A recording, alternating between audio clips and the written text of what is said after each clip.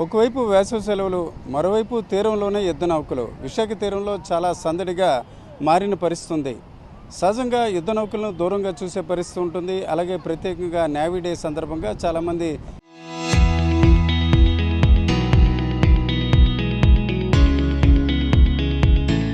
చూసే అవకాశం ఉంటుంది. కానీ ఈరోజు విశాఖ తీరంలో దాదాపు 4 యుద్ధ నౌకలు రావడం జరిగింది. అయితే ఆ యుద్ధ నౌకలు వేర్వేరు సందర్భాల్లో ఈ రకంగా తీరం వెంబడి గస్తీకి వెళ్ళడం, అలాగే తిరిగి వచ్చే క్రమంలో వస్తుంటాయి.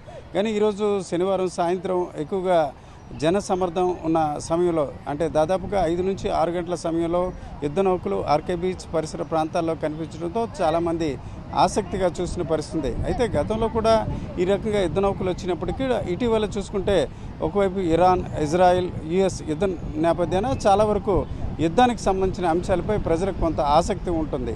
అదే రకంగా ఈరోజు యుద్ధ నౌకలు తీరానికి రావడంతో చాలామంది ఆసక్తిగా పరిశీలించారు. ముఖ్యంగా చూసుకుంటే వేసవి సెలవులు కావడంతో స్థానికులే కాకుండా వేరువేరు ప్రాంతాల నుంచి కూడా బంధువులు అలాగే పర్యాటకులు వచ్చారు. వీరందరూ కూడా శనివారం సాగర్ తీరంలోని యుద్ధ నౌకలను ఆసక్తిగా వీక్షించిన వాతావరణం మనకు కనిపించింది.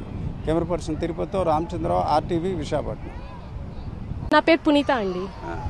అమ్మ, ఈరోజు అదే సాటర్డే ఈవినింగ్ ఎవరితో వచ్చారు? ఎట్లా ఉంది బీచ్ క్లైమేట్ ఇదంతా?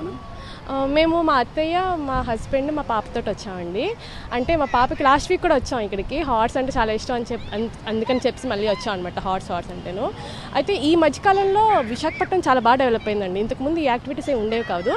కానీ ఈసారి చాలా మంచిగా బోల్డ్ అని, క్యామెల్స్ అని, హార్సెస్ అని చెప్పేసి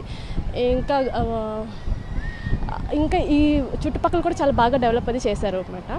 అయితే ఈ రోజు వచ్చేసి క్లైమేట్ చాలా ప్లెజెంట్గా అనిపిస్తుంది. సాయంత్రం వచ్చాము మేము ఇక్కడికి, ప్లెజెంట్గా అనిపిస్తుంది. తర్వాత అదే టైంలో మాకు 2 వార్షిప్స్ కనిపించాయి. 2 చాలా ఫాస్ట్గా వెళ్ళాయి మరి. సో మేబీ యాక్టివిటీస్ అంతా ఇక్కడ నేవల్ అదంతా బేస్ ఉండడం వల్ల కొంచెం యాక్టివిటీస్ అయితే బాగా కనిపిస్తుంది.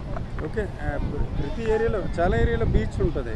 ఒక వైజాగ్ బీచ్ ఒక యూనిక్గా ఉంటుంది, ఒక స్పెషల్గా ఉంటుందని మనం చెప్పుకోవచ్చు. మీరు చూసారా?